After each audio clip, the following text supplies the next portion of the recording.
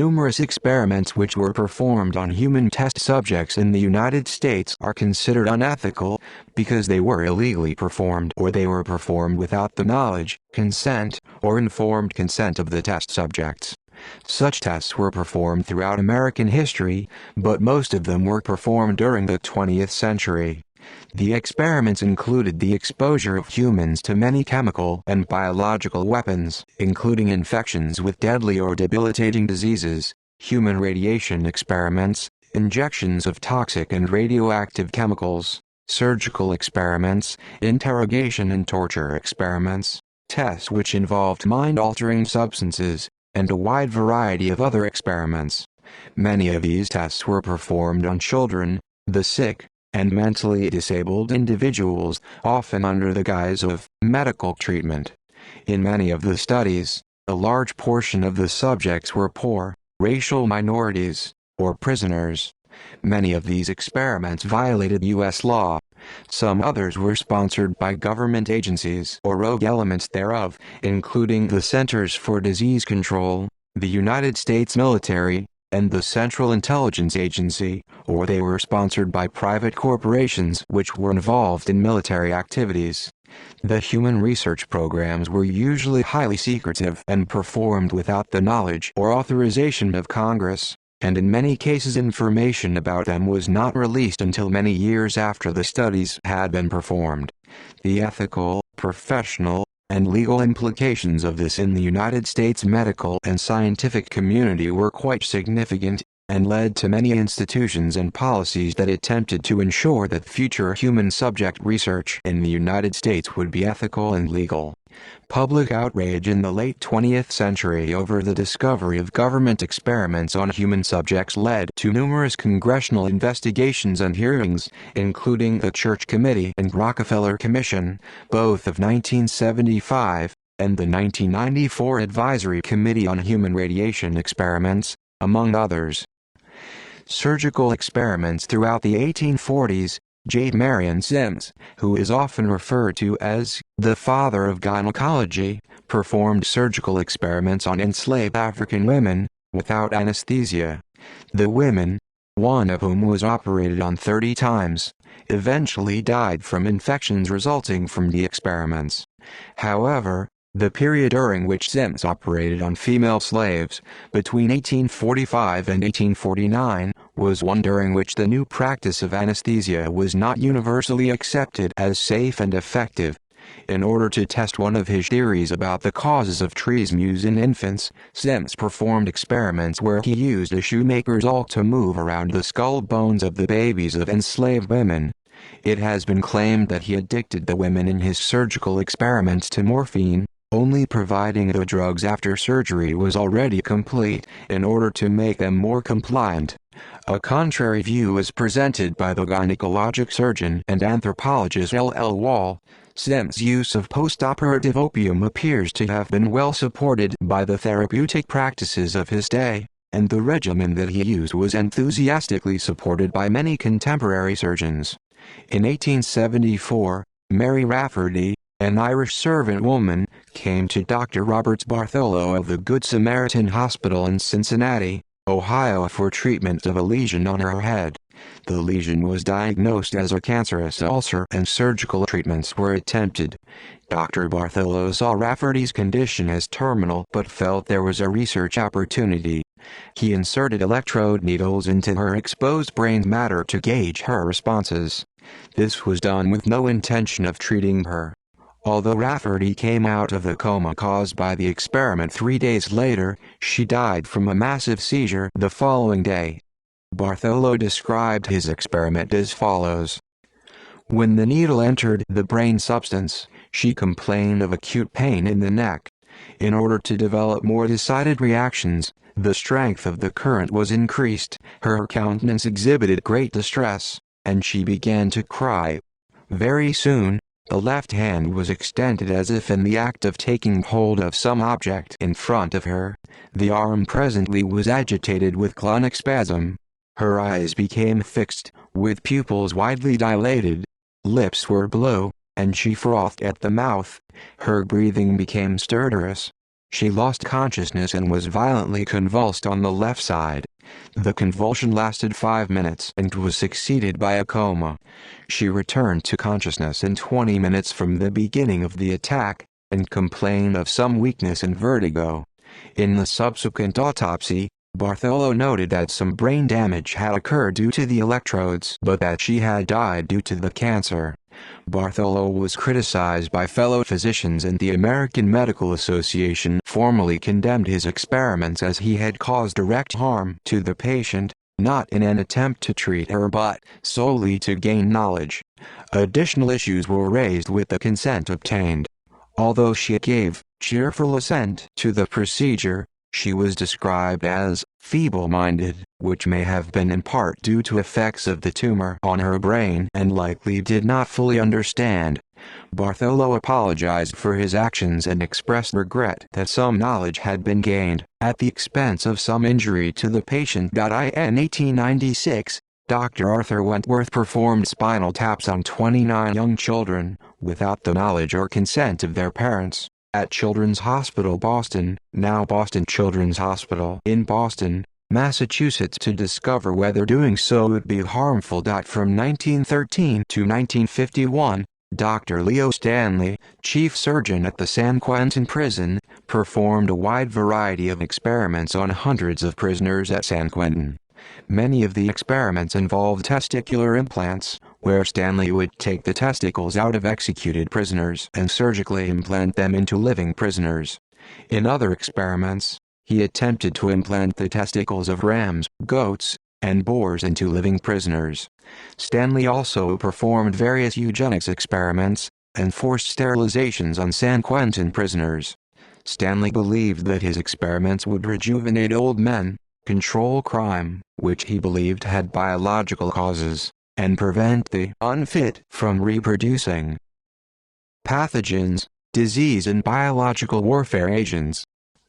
Late 19th century. In the 1880s, in Hawaii, a Californian physician working at a hospital for lepers injected 6 girls under the age of 12 with syphilis. In 1895, New York City pediatrician Henry Hyman intentionally infected 2 mentally disabled boys, one 4-year-old and one 16-year-old, with gonorrhea as part of a medical experiment.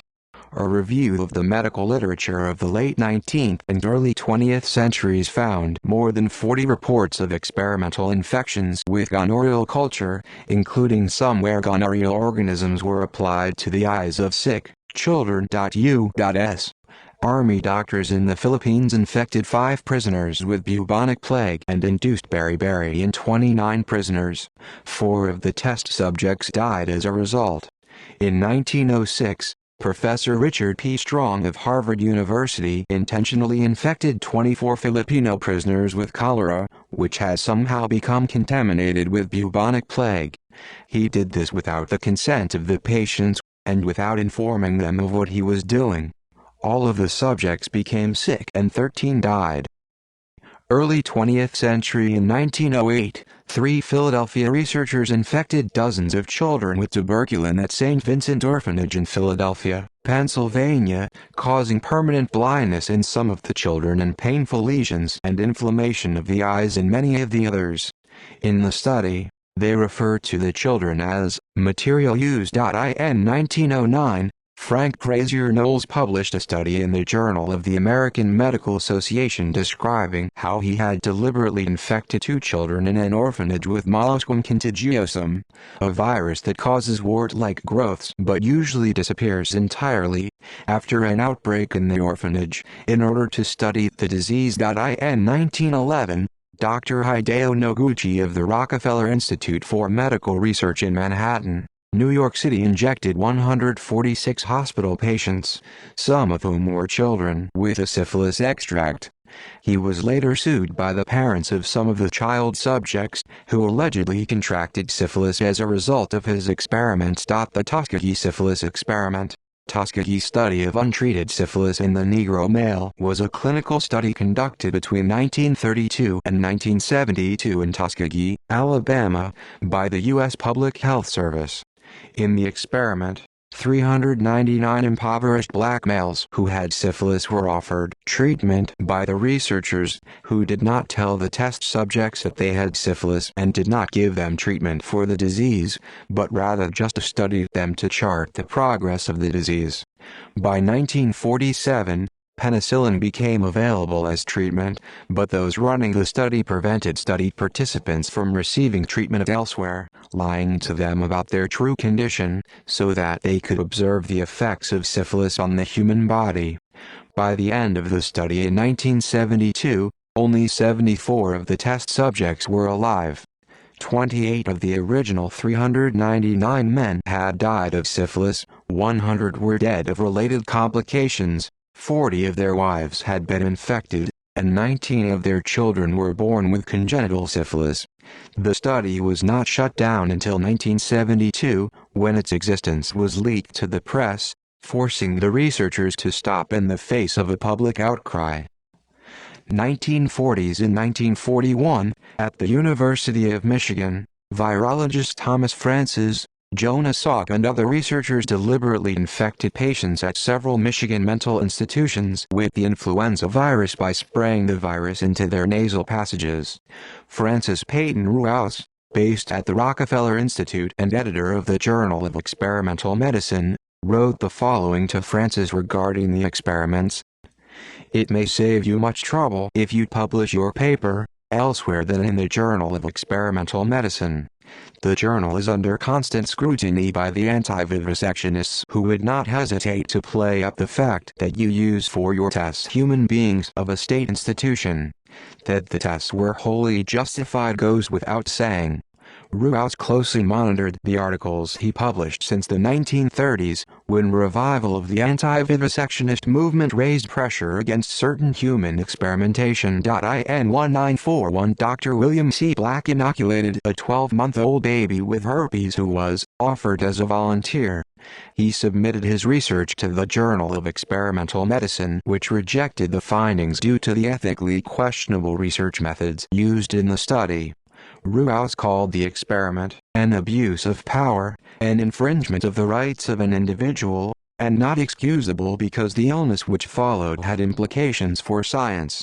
The study was later published in the Journal of Pediatrics. The Stateville Penitentiary malaria study was a controlled study of the effects of malaria on the prisoners of Stateville Penitentiary near Joliet, Illinois, beginning in the 1940s. The study was conducted by the Department of Medicine, now the Pritzker School of Medicine, at the University of Chicago in conjunction with the United States Army and the U.S. State Department. At the Nuremberg trials, Nazi doctors cited the precedent of the malaria experiments as part of their defense. The study continued at Stateville Penitentiary for 29 years. In related studies from 1944 to 1946, Dr. Alf Alving, a nephrologist and professor at the University of Chicago Medical School, purposely infected psychiatric patients at the Illinois State Hospital with malaria so that he could test experimental treatments on them. In a 1946 to 1948 study in Guatemala, U.S. researchers used prostitutes to infect prison inmates, insane asylum patients, and Guatemalan soldiers with syphilis and other sexually transmitted diseases in order to test the effectiveness of penicillin in treating the STDs. They later tried infecting people with direct inoculations made from syphilis bacteria poured into the men's penises and on forearms and faces that were slightly abraded, or in a few cases through spinal punctures. Approximately 700 people were infected as part of the study, including orphan children. The study was sponsored by the Public Health Service, the National Institutes of Health, the Pan American Health Sanitary Bureau, now the World Health Organization's Pan American Health Organization, and the Guatemalan government. The team was led by John Charles Cutler, who later participated in the Tuskegee syphilis experiments. Cutler chose to do the study in Guatemala because he would not have been permitted to do it in the United States. In 2010, when the research was revealed, the U.S. officially apologized to Guatemala for the studies. A lawsuit has been launched against Johns Hopkins University, Bristol Myers Squibb and the Rockefeller Foundation for alleged involvement in the study. 1950s and 1950, in order to conduct a simulation of a biological warfare attack, the U.S. Navy sprayed large quantities of the bacteria Serratia marcescens, considered harmless at the time, over the city of San Francisco during a project called Operation Sea Spray. Numerous citizens contracted pneumonia-like illnesses, and at least one person died as a result. The family of the man who died sued the government for gross negligence, but a federal judge ruled in favor of the government in 1981.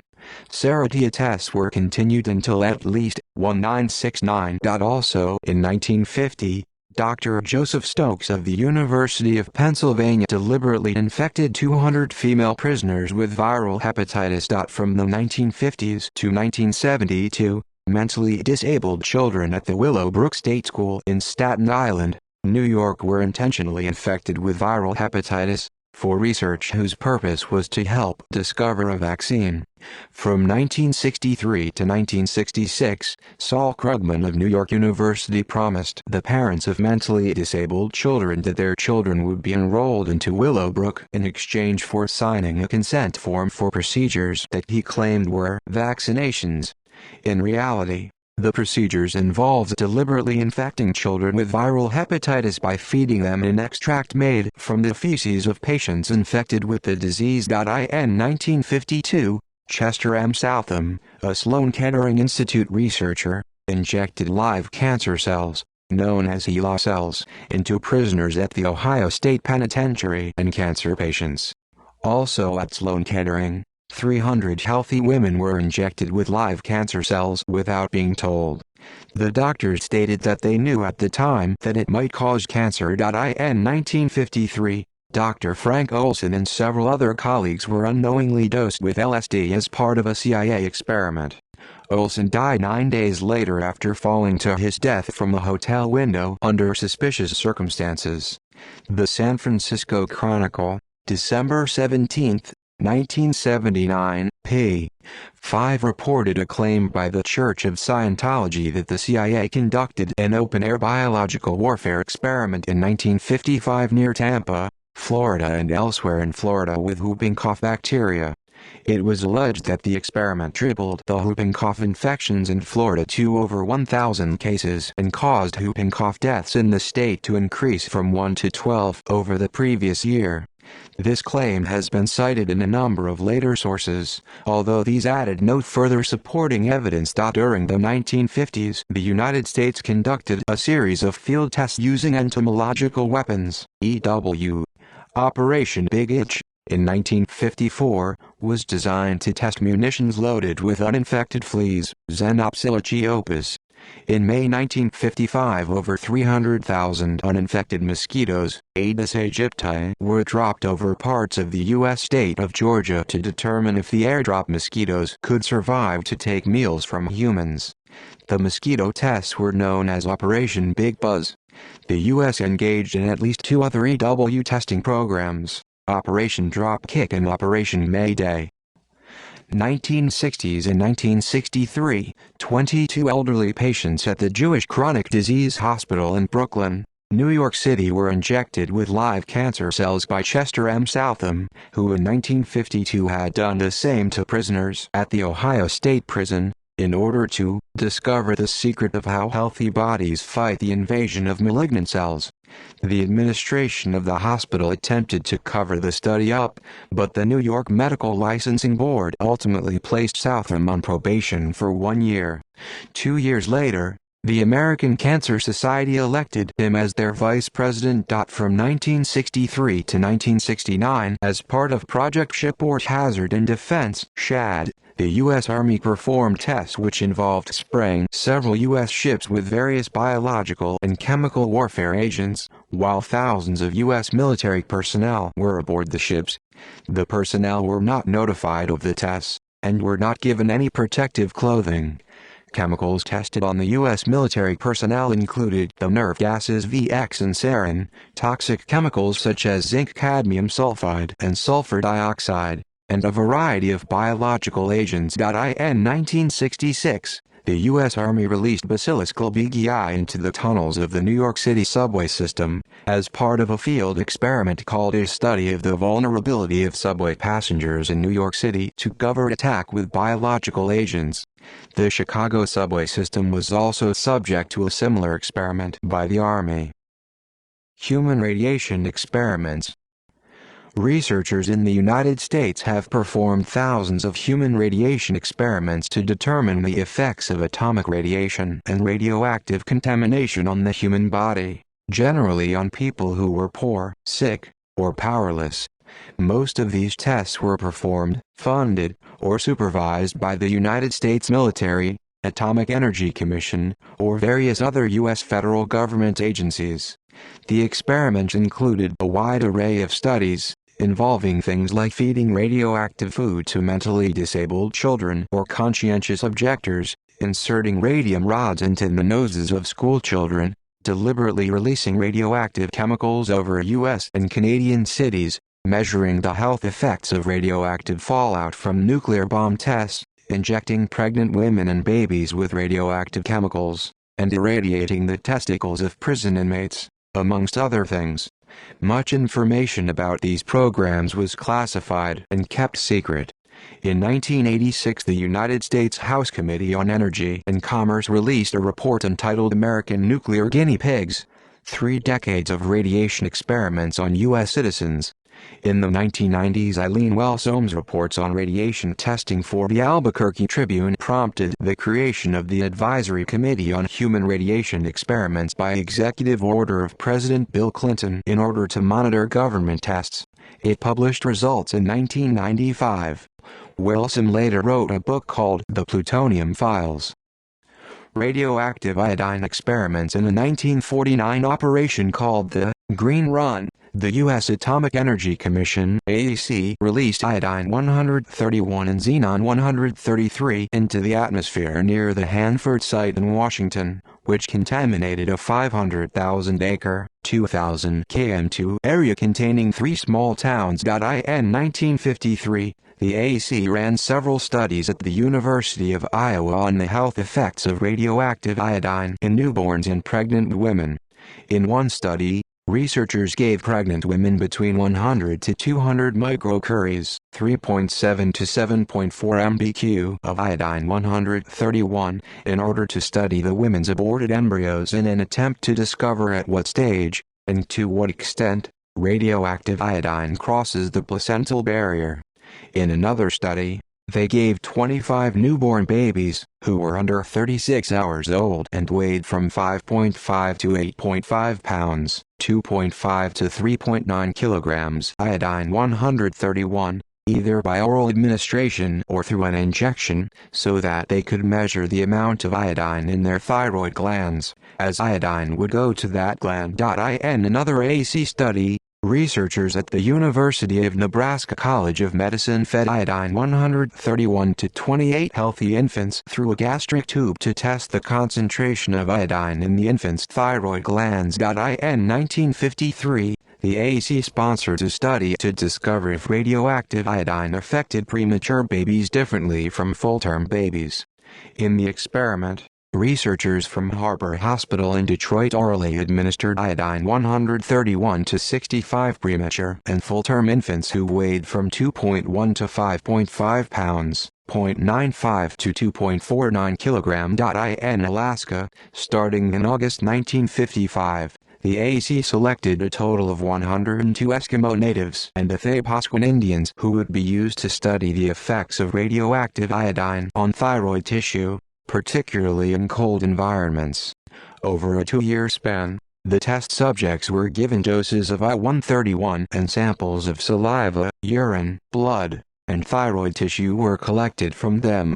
The purpose and risks of the radioactive iodine dosing, along with the collection of body fluid and tissue samples, was not explained to the test subjects, and the AEC did not conduct any follow-up studies to monitor for long-term health effects. From 1955 to 1960, Sonoma State Hospital in Northern California served as a permanent drop-off location for mentally disabled children diagnosed with cerebral palsy or lesser disorders. The children subsequently underwent painful experimentation without adult consent. Many were given spinal taps, for which they received no direct benefit.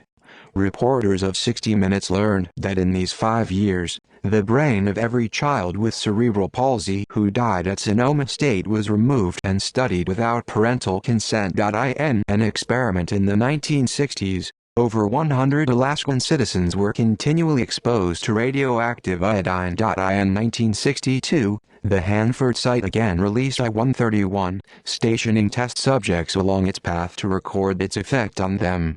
The AC also recruited Hanford volunteers to ingest milk contaminated with I-131 during this time. Uranium experiments. Between 1946 and 1947, researchers at the University of Rochester injected uranium-234 and uranium-235 in dosages ranging from 6.4 to 70.7 micrograms per kilogram of body weight into 6 people to study how much uranium their kidneys could tolerate before becoming damaged. Between 1953 and 1957, at the Massachusetts General Hospital, Dr. William Sweet injected 11 terminally ill, comatose and semi-comatose patients with uranium in an experiment to determine, among other things, its viability as a chemotherapy treatment against brain tumors, which all but one of the patients had, one being a misdiagnosis. Dr. Sweet, who died in 2001, maintained that consent had been obtained from the patients and next of kin.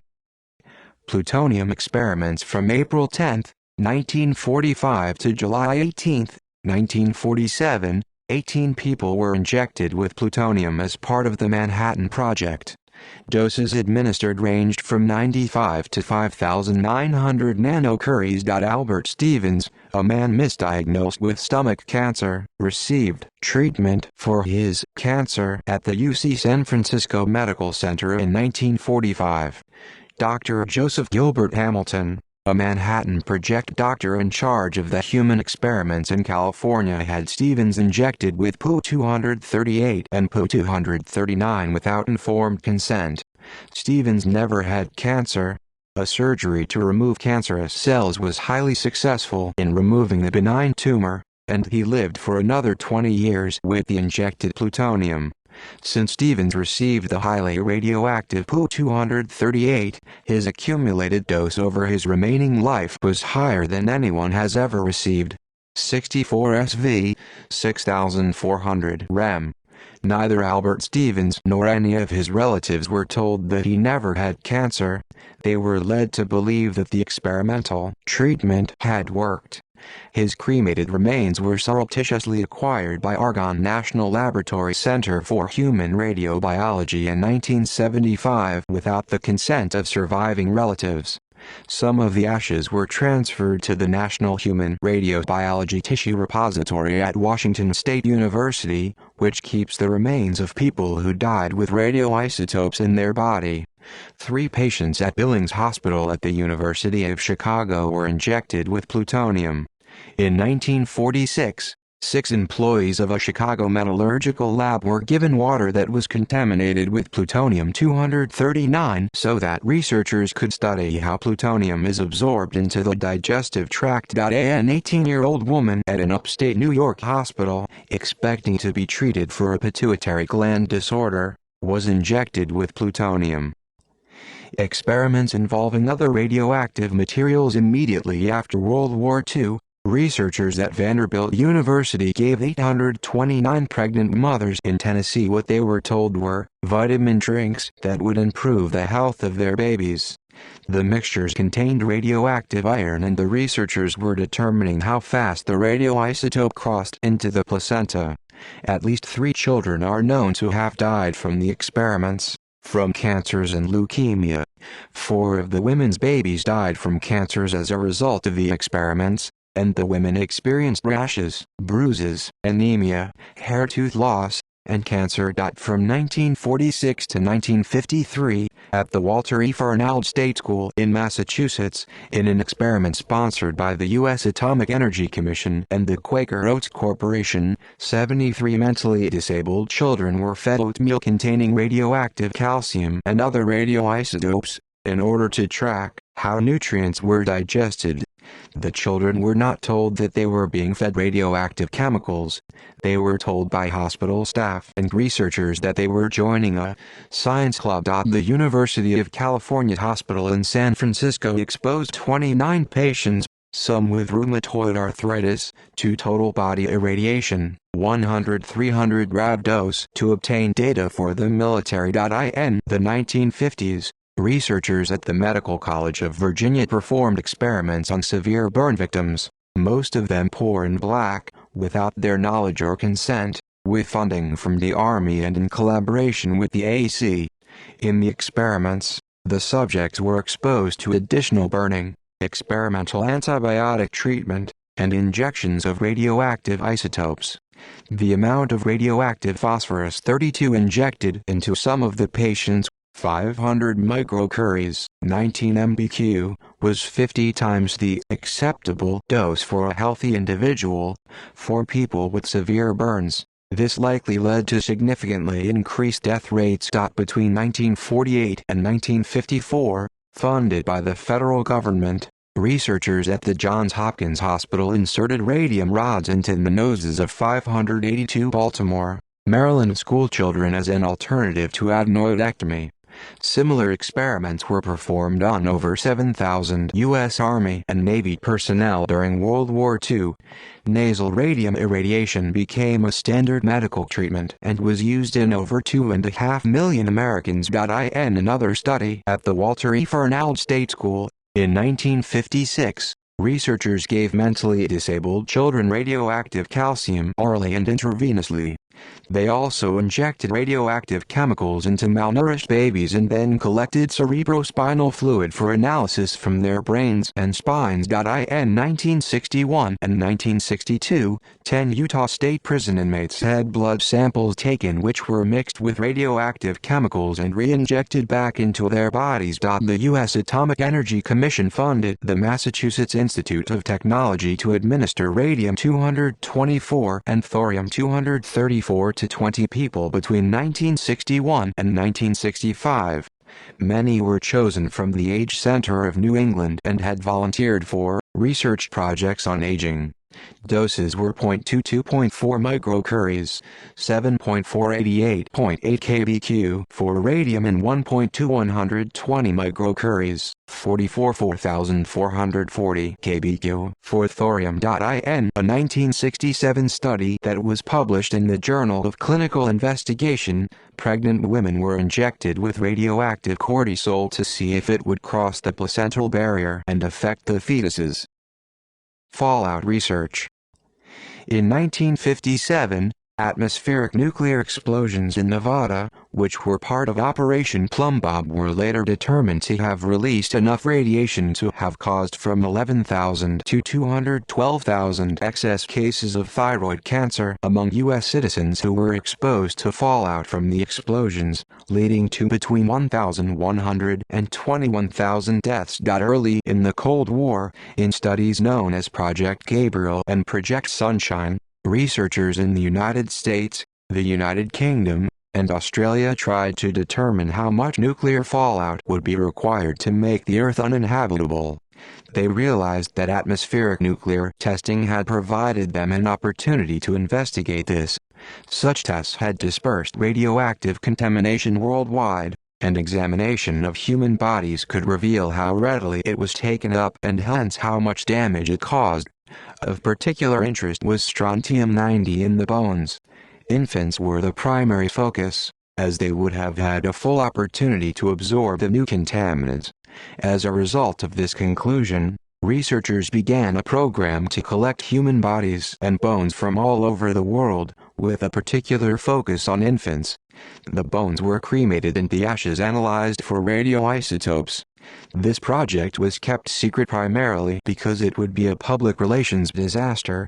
As a result, parents and family were not told what was being done with the body parts of their relatives. These studies should not be confused with the baby tooth survey, which was undertaken during the same time period. Irradiation experiments between 1960 and 1971, the Department of Defense funded non-consensual whole-body radiation experiments on mostly poor and black cancer patients, who were not told what was being done to them. Patients were told that they were receiving a treatment that might cure their cancer, but the Pentagon was trying to determine the effects of high levels of radiation on the human body. One of the doctors involved in the experiments was worried about litigation by the patients. He referred to them only by their initials on the medical reports. He did this so that, in his words, there will be no means by which the patients can ever connect themselves up with the report, in order to prevent either adverse publicity or litigation. From 1960 to 1971, Dr. Eugene Sanger, funded by the Defense Atomic Support Agency, performed whole-body radiation experiments on more than 90 poor, black, advanced-stage cancer patients with inoperable tumors at the University of Cincinnati Medical Center. During the Cincinnati radiation experiments, he forged consent forms, and did not inform the patients of the risks of irradiation. The patients were given 100 or more rads, 1J, of whole-body radiation, which in many caused intense pain and vomiting. Critics have questioned the medical rationale for this study, and contend that the main purpose of the research was to study the acute effects of radiation exposure. From 1963 to 1973, a leading endocrinologist, Dr. Carl Heller, irradiated the testicles of Oregon and Washington prisoners. In return for their participation, he gave them $5 a month, and $100 when they had to receive a vasectomy upon conclusion of the trial. The surgeon who sterilized the men said that it was necessary to keep from contaminating the general population with radiation-induced mutants. Dr. Joseph Hamilton, one of the researchers who had worked with Heller on the experiments, said that the experiments had a little of the Buchenwald touch. In 1963, University of Washington researchers irradiated the testicles of 232 prisoners to determine the effects of radiation on testicular function.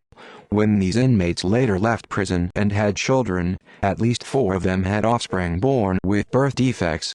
The exact number is unknown because researchers never followed up on the status of the subjects. Chemical experiments. Non-consensual tests. From 1942 to 1944, the U.S. Chemical Warfare Service conducted experiments which exposed thousands of U.S. military personnel to mustard gas, in order to test the effectiveness of gas masks and protective clothing. From 1950 through 1953, the U.S. Army conducted Operation LAC, large area coverage, spraying chemicals over 6 cities in the United States and Canada, in order to test dispersal patterns of chemical weapons. Army records stated that the chemicals which were sprayed on the city of Winnipeg, Manitoba, Canada, included zinc cadmium sulfide, which was not thought to be harmful. A 1997 study by the U.S. National Research Council found that it was sprayed at levels so low as not to be harmful. It said that people were normally exposed to higher levels in urban environments. To test whether or not sulfuric acid, which is used in making molasses, was harmful as a food additive, the Louisiana State Board of Health commissioned a study to feed Negro prisoners nothing but molasses for 5 weeks. One report stated that prisoners didn't object to submitting themselves to the test because it would not do any good if they did. A 1953 article in the medical scientific journal Clinical Science described a medical experiment in which researchers intentionally blistered the skin on the abdomens of 41 children, who ranged in age from 8 to 14, using cantharid. The study was performed to determine how severely the substance irritates the skin of children. After the studies, the children's blistered skin was removed with scissors and swabbed with peroxide. Operation Top Hat. In June 1953, the United States Army formally adopted guidelines regarding the use of human subjects in chemical, biological, or radiological testing and research, where authorization from the Secretary of the Army was now required for all research projects involving human subjects. Under the guidelines, 7 research projects involving chemical weapons and human subjects were submitted by the Chemical Corps for Secretary of the Army approval in August 1953. 1 project involved vesicants, 1 involved phosgene, and 5 were experiments which involved nerve agents. All 7 were approved. The guidelines, however, left a loophole. They did not define what types of experiments and tests required such approval from the Secretary. Operation Top Hat was among the numerous projects not submitted for approval. It was termed a local field exercise by the Army and took place from September 15, 1953 at the Army Chemical School at Fort McClellan, Alabama. The experiments used Chemical Corps personnel to test decontamination methods for biological and chemical weapons, including sulfur mustard and nerve agents. The personnel were deliberately exposed to these contaminants, were not volunteers, and were not informed of the tests.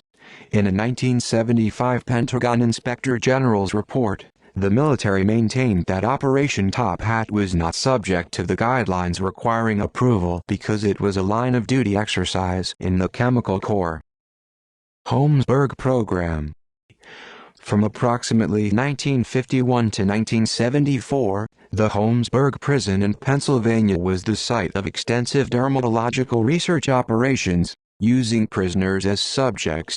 Led by Dr. Albert M. Kligman of the University of Pennsylvania, the studies were performed on behalf of Dow Chemical Company, the U.S. Army, and Johnson & Johnson. In one of the studies, for which Dow Chemical paid Kligman $10,000, Kligman injected dioxin, a highly toxic, carcinogenic compound which is found in Agent Orange, which Dow was manufacturing for use in Vietnam at the time, into 70 prisoners. The prisoners developed severe lesions which went untreated for 7 months. Dow Chemical wanted to study the health effects of dioxin and other herbicides in order to discover how they affect human skin, because workers at its chemical plants were developing chloroquine. In the study, Kligman applied about the same amount of dioxin as that to which Dow employees were being exposed. In 1980 and 1981, some of the people who were used in this study sued Professor Kligman because they were suffering from a variety of health problems, including lupus and psychological damage. Kligman later continued his dioxin studies, increasing the dosage of dioxin which he applied to the skin of 10 prisoners to 7,500 micrograms of dioxin, which is 468 times the dosage that the Dow Chemical official Gerald K. Rowe had authorized him to administer. As a result, the prisoners developed inflammatory pustules and papules. The Holmesburg program paid hundreds of inmates a nominal stipend in order to test a wide range of cosmetic products and chemical compounds, whose health effects were unknown at the time. Upon his arrival at Holmesburg, Kligman is claimed to have said, "All I saw before me were acres of skin. It was like a farmer seeing a fertile field for the first time." A 1964 issue of Medical News reported that 9 out of 10 prisoners at Holmesburg Prison were medical test subjects. In 1967, the U.S. Army paid Kligman to apply skin-blistering chemicals to the faces and backs of inmates at Holmesburg, in Kligman's words, to learn how the skin protects itself against chronic assault from toxic chemicals, the so-called hardening process.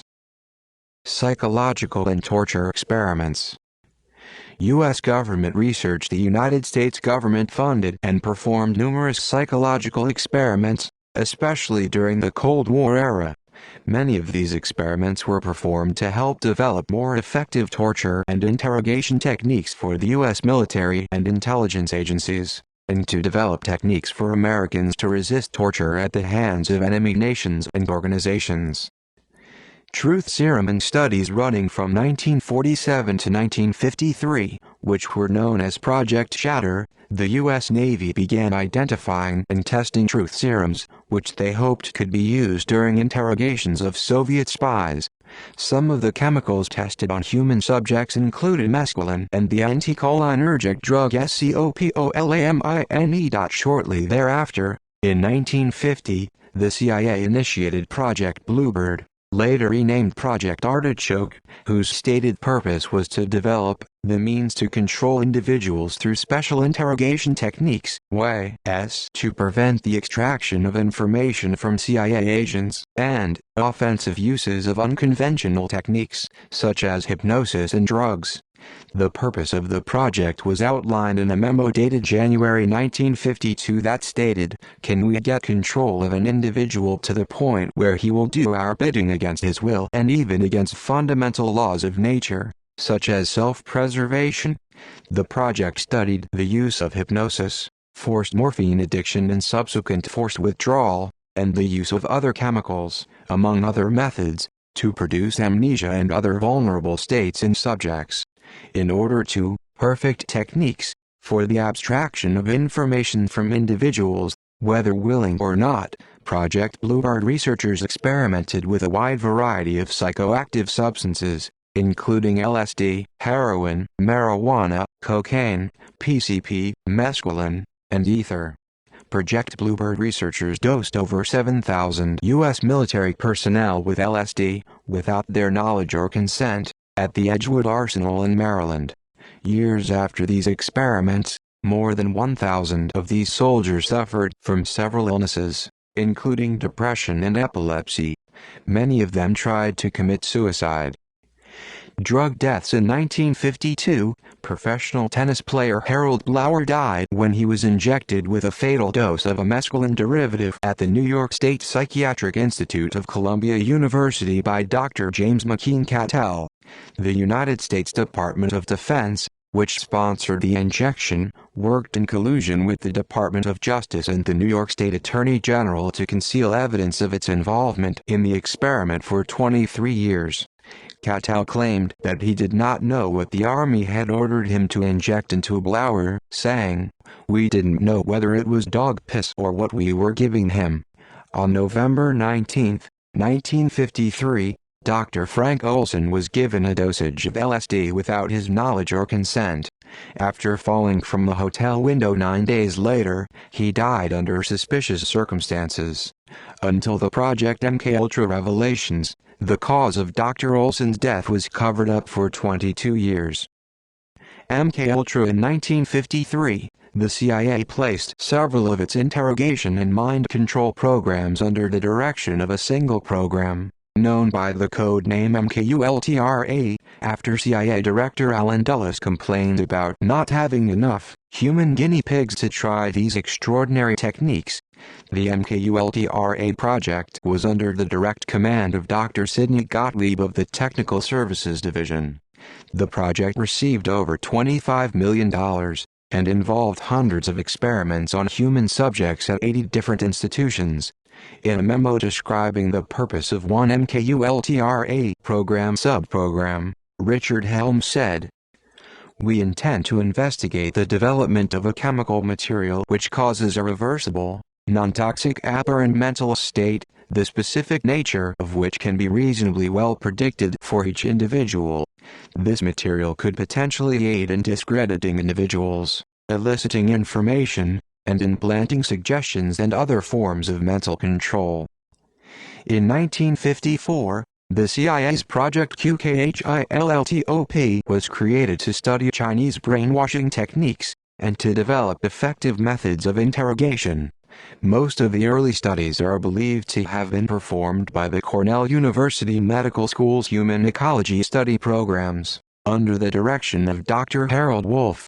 Wolff requested that the CIA provide him any information they could find regarding threats, coercion, imprisonment, deprivation, humiliation, torture, brainwashing, black psychiatry, and hypnosis, or any combination of these, with or without chemical agents.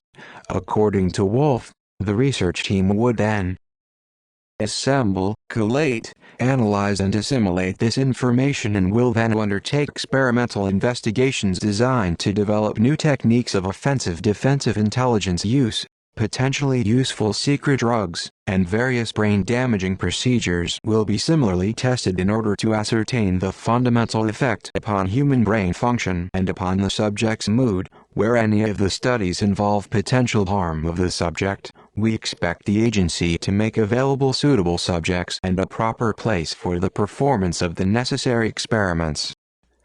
Another of the MKULTRA sub-projects, Operation Midnight Climax, consisted of a web of CIA-run safe houses in San Francisco, Marin, and New York which were established in order to study the effects of LSD on unconsenting individuals. Prostitutes on the CIA payroll were instructed to lure clients back to the safe houses, where they were surreptitiously plied with a wide range of substances, including LSD, and monitors behind one-way glass.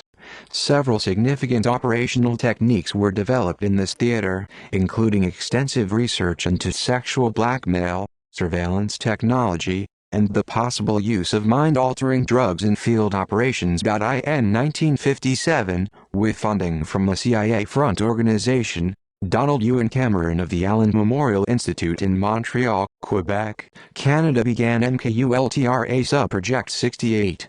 His experiments were designed to first depattern individuals, erasing their minds and memories, reducing them to the mental level of an infant, and then to rebuild their personality in a manner of his choosing.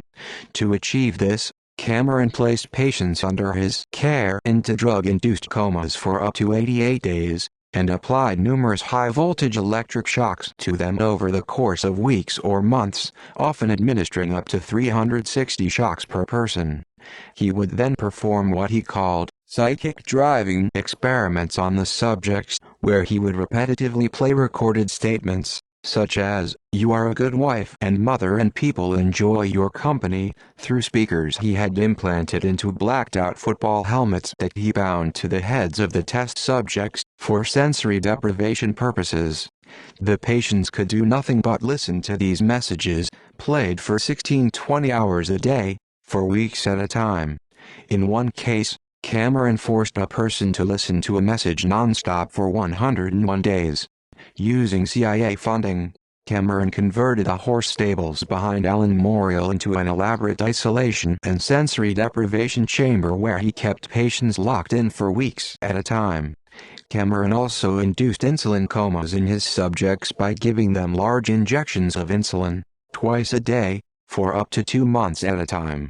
Several of the children who Cameron experimented on were sexually abused, in at least one case by several men. One of the children was filmed numerous times performing sexual acts with high-ranking federal government officials, in a scheme set up by Cameron and other MKULTRA researchers, to blackmail the officials to ensure further funding for the experiments. The CIA leadership had serious concerns about these activities, as evidenced in a 1957 Inspector General report, which stated, "Precautions must be taken not only to protect operations from exposure to enemy forces but also to conceal these activities from the American public in general. The knowledge that the agency is engaging in unethical and illicit activities would have serious repercussions in political and diplomatic circles." In 1963, the CIA had synthesized many of the findings from its psychological research into what became known as the Kubar Counterintelligence Interrogation Handbook, which cited the MKULTRA studies and other secret research programs as the scientific basis for their interrogation methods. Cameron regularly traveled around the U.S. teaching military personnel about his techniques, hunting of prisoners for sensory deprivation, prolonged isolation, humiliation, etc., and how they could be used in interrogations. Latin American paramilitary groups working for the CIA and U.S. military received training in these psychological techniques at places such as the School of the Americas. In the 21st century, many of the torture techniques developed in the MKULTRA studies and other programs were used at U.S. military and CIA prisons such as Guantanamo Bay and Abu Ghraib. In the aftermath of the congressional hearings, major news media mainly focused on sensationalistic stories related to LSD, mind control, and brainwashing, and rarely used the word torture. This suggested that the CIA researchers were, as one author put it, a bunch of bumbling sci-fi buffoons, rather than a rational group of men who had run torture laboratories and medical experiments in major U.S. universities. They had arranged for torture, rape and psychological abuse of adults and young children, driving many of them permanently insane.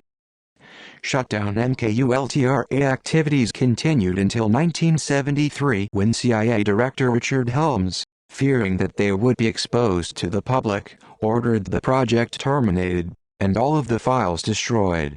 But a clerical error had sent many of the documents to the wrong office, so when CIA workers were destroying the files, some of them remained. They were later released under a Freedom of Information Act request by investigative journalist John Marks.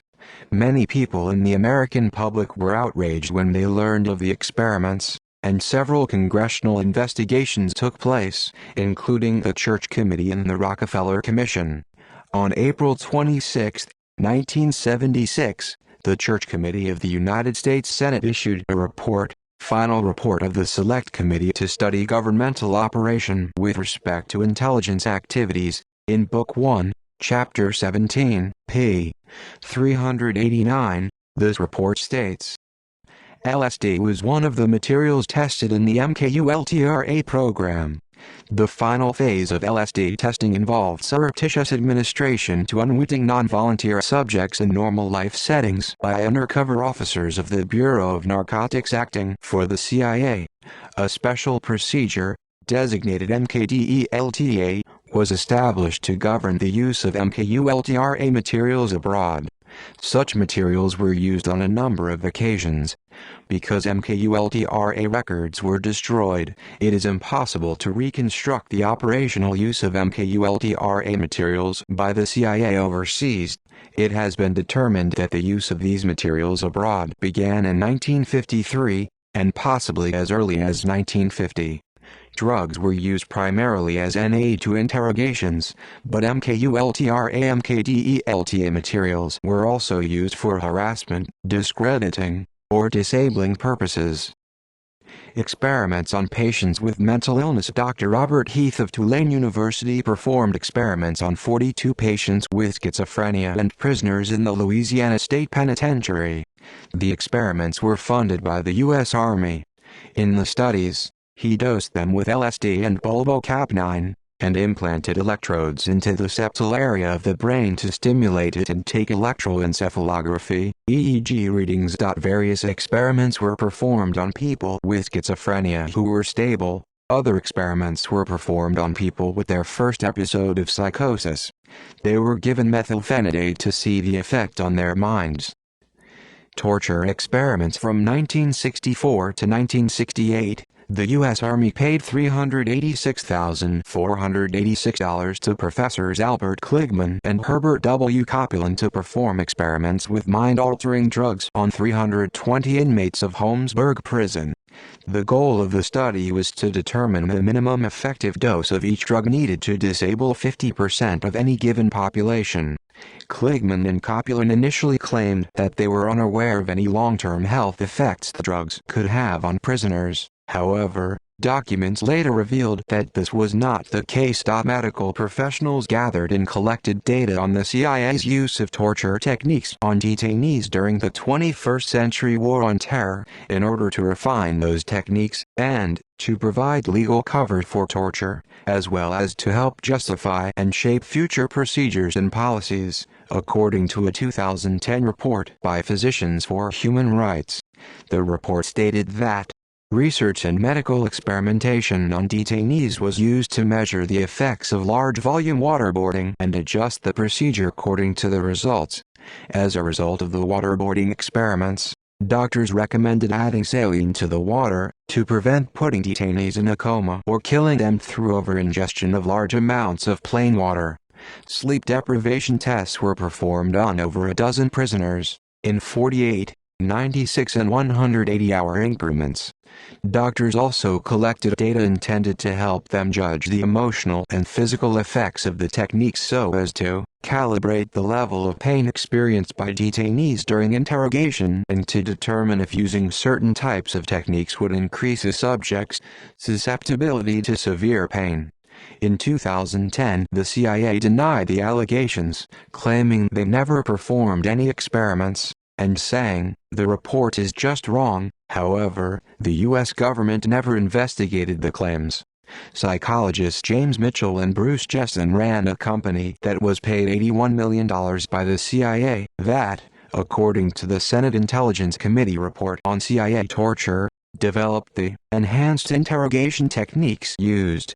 In November 2014, the American Psychological Association announced that they would hire a lawyer to investigate claims that they were complicit in the development of enhanced interrogation techniques that constituted torture. In August 2010, the U.S. weapons manufacturer Raytheon announced that it had partnered with a jail in Castaic, California in order to use prisoners as test subjects for its active denial system that fires an invisible heat beam capable of causing unbearable pain. The device, dubbed Pain Ray by its critics, was rejected for fielding in Iraq due to Pentagon fears that it would be used as an instrument of torture. Academic research in 1939, at the Iowa Soldiers' Orphans Home in Davenport, Iowa, 22 children were the subjects of the so-called monster experiment. This experiment attempted to use psychological abuse to induce stuttering in children who spoke normally. The experiment was designed by Dr. Wendell Johnson, one of the nation's most prominent speech pathologists, for the purpose of testing one of his theories on the cause of stuttering. In 1961, in response to the Nuremberg trials, the Yale psychologist Stanley Milgram performed his obedience to authority study, also known as the Milgram experiment, in order to determine if it was possible that the Nazi genocide could have resulted from millions of people who were just following orders. The Milgram experiment raised questions about the ethics of scientific experimentation because of the extreme emotional stress suffered by the participants, who were told, as part of the experiment, to apply electric shocks to test subjects who were actors and did not really receive electric shocks. In 1971, Stanford University psychologist Philip Zimbardo conducted the Stanford Prison Experiment, in which 24 male students were randomly assigned roles of prisoners and guards in a mock prison situated in the basement of the Stanford Psychology Building.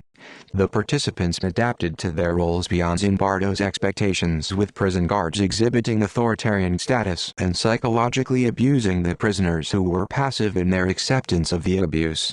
The experiment was largely controversial, with criticisms aimed toward the lack of scientific principles and a control group, and for ethical concerns regarding Zimbardo's lack of intervention in the prisoner abuse. Pharmacological research at Harvard University. In the late 1940s, researchers began performing experiments in which they tested diethylstilbestrol, a synthetic estrogen, on pregnant women at the lying-in hospital of the University of Chicago. The women experienced an abnormally high number of miscarriages and babies with low birth weight, LBW. None of the women were told that they were being experimented on. In 1962, researchers at the Laurel Children's Center in Maryland tested experimental acne medications on children. They continued their tests even after half of the children developed severe liver damage from the medications. In 2004, University of Minnesota research participant Dan Marking's son committed suicide while enrolled in an industry-sponsored pharmaceutical trial comparing 3 FDA-approved atypical antipsychotics: Seroquel, quetiapine, Zyprexa, olanzapine, and risperidone. Writing on the circumstances surrounding Marking's son's death in the study, which was designed and funded by Seroquel manufacturer AstraZeneca, University of Minnesota professor of bioethics Carl Elliott noted that Marking's son was enrolled in the study against the wishes of his mother, Mary Weiss, and that he was forced to choose between enrolling in the study or being involuntarily committed to a state mental institution. Further investigation revealed financial ties to AstraZeneca by Marking's son's psychiatrist, Dr. Stephen C. Olson, oversights and biases in AstraZeneca's trial design, and the inadequacy of University Institutional Review Board (IRB) protections for research subjects. A 2005 FDA investigation cleared the university. Nonetheless, Controversy around the case has continued. A Mother Jones article resulted in a group of university faculty members sending a public letter to the University Board of Regents urging an external investigation into Marking Son's death. Other experiments. The 1846 Journals of Walter F. Jones of Petersburg, Virginia, describe how he poured boiling water onto the backs of naked slaves afflicted with typhoid pneumonia, at 4-hour intervals, because he thought that this might cure the disease by stimulating the capillaries. In 1942, the Harvard University biochemist Edwin Joseph Cohen injected 64 Massachusetts prisoners with cow blood, as part of an experiment sponsored by the U.S. Navy. In 1950, researchers at the Cleveland City Hospital ran experiments to study changes in cerebral blood flow. They injected people with spinal anesthesia, and inserted needles into their jugular veins and brachial arteries to extract large quantities of blood and, after massive blood loss which caused paralysis and fainting, measured their blood pressure. The experiment was often performed multiple times on the same subject. In a series of studies which were published in the medical journal Pediatrics, researchers from the University of California Department of Pediatrics performed experiments on 113 newborns ranging in age from 1 hour to 3 days, in which they studied changes in blood pressure and blood flow. In one of the studies, researchers inserted a catheter through the baby's umbilical arteries and into their aortas, and then submerged their feet in ice water. In another of the studies, they strapped 50 newborn babies to a circumcision board, and turned them upside down so that all of their blood rushed into their heads. The San Antonio contraceptive study was a clinical research study published in 1971 about the side effects of oral contraceptives. Women coming to a clinic in San Antonio, Texas, to prevent pregnancies were not told they were participating in a research study or receiving placebos. 10 of the women became pregnant while on placebos. During the decade of 2000-2010, artificial blood was transfused into research subjects across the United States without their consent by Northfield Labs. Later studies showed the artificial blood caused a significant increase in the risk of heart attacks and death. Legal, academic and professional policy. During the Nuremberg medical trials, several of the Nazi doctors and scientists who were being tried for their human experiments cited past unethical studies performed in the United States in their defense, namely the Chicago malaria experiments conducted by Dr. Joseph Goldberger. Subsequent investigation led to a report by Andrew Conway Ivy, who testified that the research was an example of human experiments which were ideal because of their conformity with the highest ethical standards of human experimentation. The trials contributed to the formation of the Nuremberg Code in an effort to prevent such abuses. A secret AC document dated April 17, 1947, titled Medical Experiments in Humans stated, "It is desired that no document be released which refers to experiments with humans that might have an adverse reaction on public opinion or result in legal suits. Documents covering such fieldwork should be classified secret."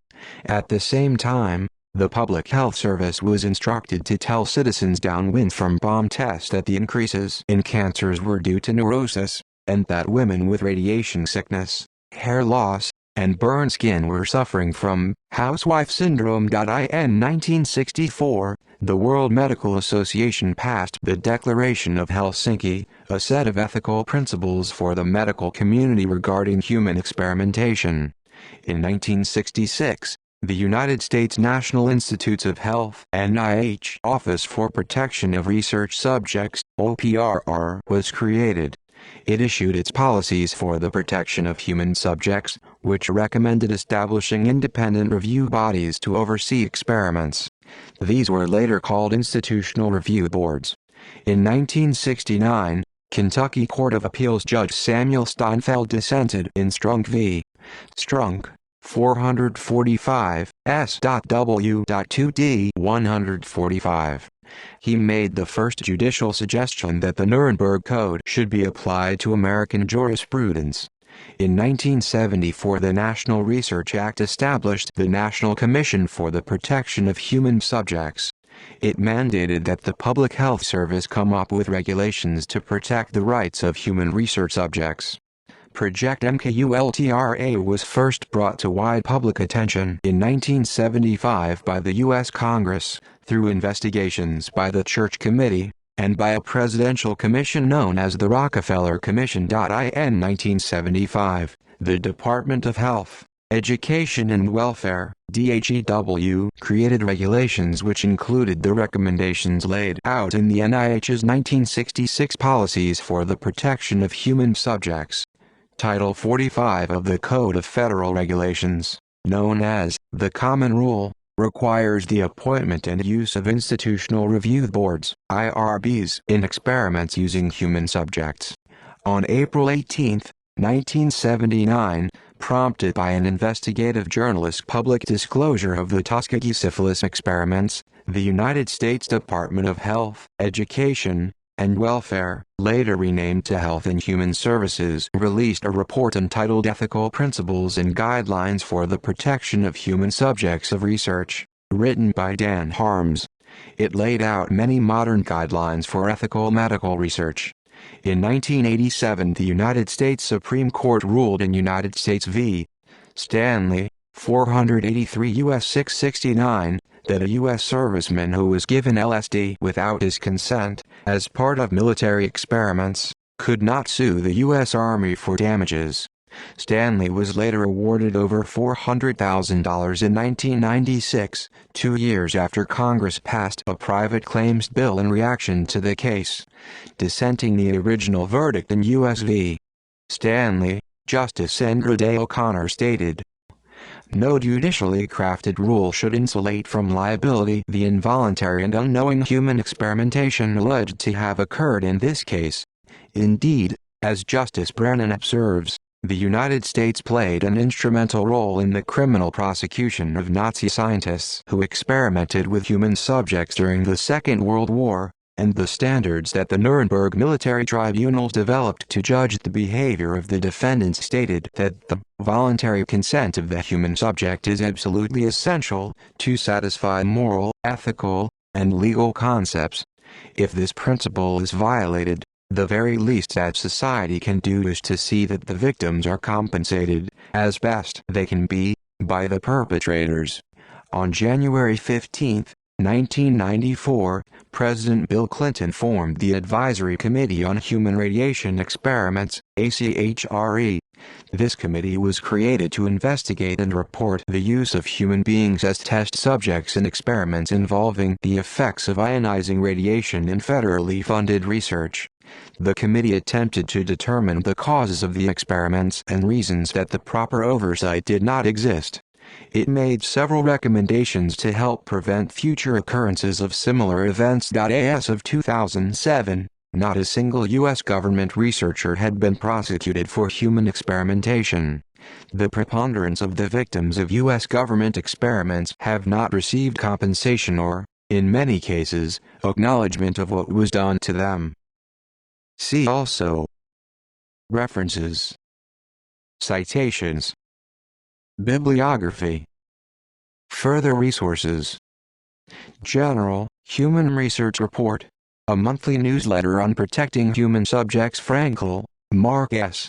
1975. The Development of Policy Guidelines Governing Human Experimentation in the United States. Ethics in Science and Medicine. 2. Hornblum, Alan M., Newman, Judith Lynn, Dober, Gregory J. 2013. Against Their Will: The Secret History of Medical Experimentation on Children in Cold War America. New York, N.Y. Palgrave Macmillan. ISBN 978-0230-341715. Johnson, Albert R. 1998. The Birth of Bioethics. Oxford University Press. Kalichevsky, Roberta. Human Experimentation, Before the Nazi Era and After. Archived from the original on August 21, 2011. Retrieved February 18, 2010. Weyers, Wolfgang, 2003. The Abuse of Man. An Illustrated History of Dubious Medical Experimentation. Arthur Scribe N.D. ISBN 978-1-893357-211. Biological Warfare and Disease Pathogen Experiments. Bibliography of Chemical and Biological Warfare documents the history of bioterrorism in America. Richard Sanders, Race and History. Sunday, November 24, 2002. Retrieved February 18, 2010. Biological Weapons. Federation of American Scientists Friends, et al. The U.S. Biological Warfare and Biological Defense Programs. U.S. Army Activities in the U.S. Biological Warfare Program, 1977. Congressional Report. Christopher et al. Biological Warfare. A Historical Perspective. Journal of the American Medical Association. 6 August 1997. 278.5:412-7. Years ago, the military sprayed germs on U.S. cities. Wall Street Journal, October 22, 2001, via American Patriot Friends Network. Retrieved November 13, 2008. http://st.cbs.local.com/2012/researcher-poor-street-louis-minorities-targeted-for-secret-cold-war-chemical-testing/ Human Radiation Experiments. Books. Killing Our Own. The Disaster of America's Experience with Atomic Radiation, by Harvey Wasserman, Delacorte Press, c. 1992, ISBN 978-0-440-04567-0. The Plutonium Files. America's Secret Medical Experiments, by Eileen Wellsome, The Dial Press, 1999, ISBN 978-0-385-31402. To the Treatment. The Story of Those Who Died in the Cincinnati Radiation Tests, by Martha Stevens, Duke University Press, c. 2002, Durham, NC, ISBN 0-8223-2811-9. Bravo for the Marshallese. Regaining Control in a Post-Nuclear, Post-Colonial World, by Holly M. Barker, Wadsworth, 2004. ISBN 0-534-61326-8. Government Documents. Advisory Committee on Human Radiation Experiments, ACHRE, National Security Archives. Exposure of the American population to radioactive fallout from nuclear weapons tests. A review of the CDC-NCI draft report on a feasibility study of the health consequences to the American population from nuclear weapons tests conducted by the United States and other nations. National Research Council, U.S. Committee to review the CDC-NCI feasibility study of the health consequences from nuclear weapons tests. National Academies Press, 2003. ISBN 978-0-309-08713-1.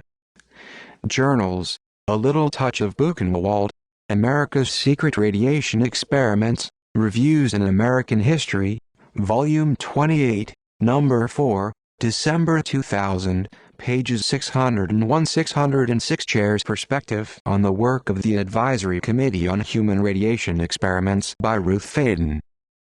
Psychological Torture Interrogation Experiments. Bibliography of U.S. Interrogation Torture Research. Truth, Torture, and the American Way, Jennifer Harberry Bitterman, A.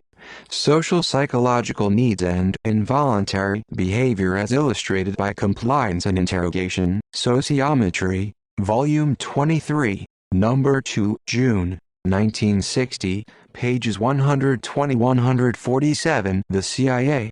Mind-Bending Disclosures.